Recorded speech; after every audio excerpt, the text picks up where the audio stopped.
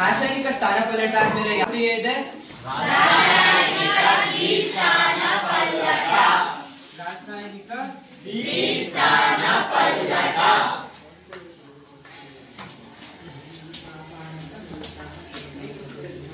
ಈ ಪ್ರಯೋಗ ಮಾಡಕ್ಕೆ ಯಾರು ಬರ್ತೀರಾ ಬನ್ನಿ.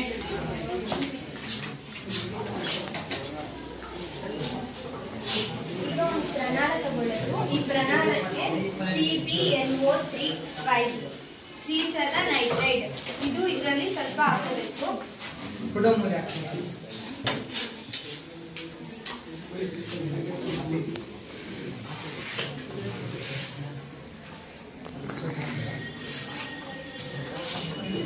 ಈಗ ಇದರೊಳಗೆ ಸೀಸದ ನೈಟ್ರೈಡ್ ಹಾಕಿದೀವಿ. ಇದಕ್ಕೆ ಸ್ವಲ್ಪ ನೀರು ಹಾಕೊಳ್ಳೋದು.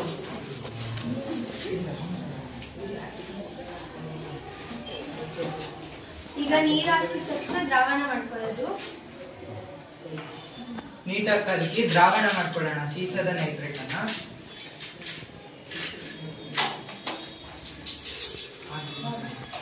ಇದು ಆಗಿದೆ. ನೆಕ್ಸ್ಟ್ ಇನ್ನೊಂದು ಪ್ರಣಾಳ ತಗೊಳ್ಳೋದು. ಈ ಪ್ರಣಾಳಕ್ಕೆ Ki ಪೊಟ್ಯಾಷಿಯಂ ಅಯೋಡೈಡ್.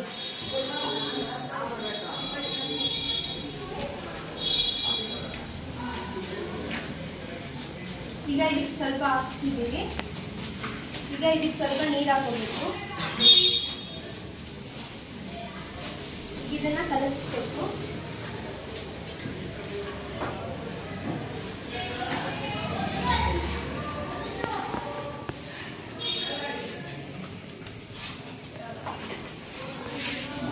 ಹಾಗಾದ್ರೆ ಇಲ್ಲಿ ಫಸ್ಟ್ ಪ್ರಣಾಳದಲ್ಲಿ ಏನ್ ತಗೊಂಡಿದ್ಲು? ಸೀಸದ ನೈಟ್ರೇಟ್.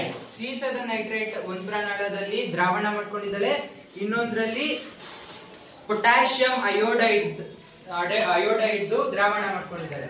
ಈಗ ನೆಕ್ಸ್ಟ್ ಏನ್ ಮಾಡ್ತಾಳೆ ನೋಡಿ. ಇದಕ್ಕೆ ಇದ್ರೊಳಗೆ ಮಿಕ್ಸ್ ಮಾಡಬೇಕು. ಪ್ರಣಾಳವನ್ನ ಸರಿಯಾಗಿ ಇಟ್ಕೊಳ್ಬೇಕು. ಕಾಣುವಂತೆ ಹೇಗೆ ಹೇಗೆ ಹೇಮಂತ್ ತೋರ್ಸಪ್ಪ. ಅವ್ರಿಗೆ ಕಾಣ್ಬೇಕಲ್ಲಿ ಎಲ್ಲರಿಗೂ. ಕೆಳಗೆ ನೋಡ್ತಾರೆ ಸ್ವಲ್ಪ ಸ್ವಲ್ಪ ನಿಧಾನವಾಗಿ ಗಮನಿಸಿ.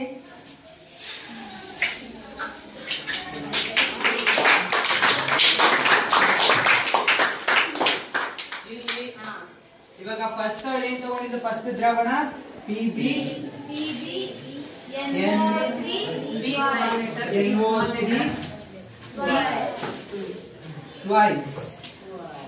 ಮತ್ತು Ki. ಅದು ಎರಡೂ ವರ್ತಿಸಿ ದ್ವಿಸ್ಥಾನ ಪಲ್ಲಟ. ಅಂದ್ರೆ ಏನು ದ್ವಿಸ್ಥಾನ ಪಲ್ಲಟ ಅಂದ್ರೆ ಏನು ಅಮೂಲ್ಯ? ಪ್ರತಿವರ್ತಕಗಳ ನಡುವೆ ಆಯಾನು ವಿನಿಮಯ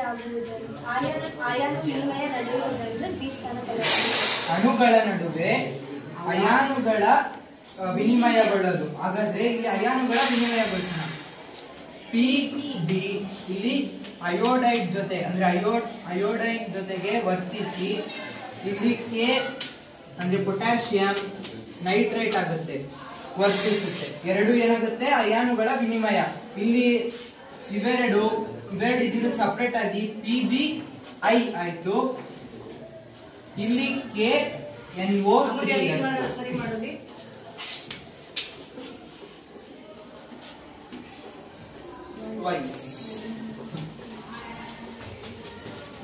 KNO3 ಈಗ ಪ್ರಯೋಗ ಮಾಡಿದಂತ ದ್ರಾವಣದಲ್ಲಿ ಇಲ್ಲಿ ನೋಡ್ತಾ ಇದ್ದೀರಾ, ಈ ದ್ರಾವಣದಲ್ಲಿ ಕೆಳಗಡೆ ಇಷ್ಟು ಕೂತಿದೆ, ಕೆಳಗೋಗಿ ಇದನ್ನ ಏನಂತೀವಿ? ಪ್ರಕ್ಷೇಪಣ ಕ್ರಿಯೆ.